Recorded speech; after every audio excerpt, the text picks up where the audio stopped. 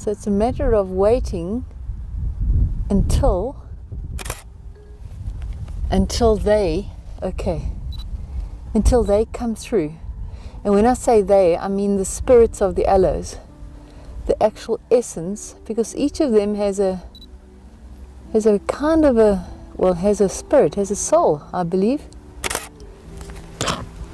A nature spirit, they call them. And yes, you'll notice I had to wait for something to show itself to me. It wasn't coming through. There wasn't anything. Yes, they're all beautiful and they're all incredible, and then slowly, as you wait, they'll start to say, "Here I am, here I am."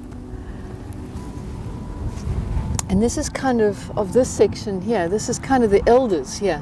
This back section. They are the elders of the group. I would assume that's the older one. So it's basically allowing the spirit of nature to actually talk to you rather than you plowing through, trying to get the shot. When I wasn't finding anything, I knew it had to be here, because every single thing is a photograph. Everything's a photograph. Everything has a voice that needs to be captured. So what I would do is, when I feel that it's not happening, then I start to still my thoughts, and I realize I'm not seeing it because I'm thinking it. So I have to quieten it. I have to quieten everything down and move from my throat down into my body. Where in my body, and then my body starts to take the photograph rather than my eyes. So you have to heighten your senses. You have to feel, you have to shut everything out, absolutely everything, and start to feel which aloe, in this particular instance, which aloe has something to say. Well, even if we turn and we look at that aloe there, we just look at that specific aloe, I mean, it's the serenity. You know, it's a pretty hard looking, tough piece of nature, the aloe. It's been through a lot. They have a message for us of survival, of going within, because I think an aloe has to draw all its things from within, because there's very little outside. The hard sun scorches it.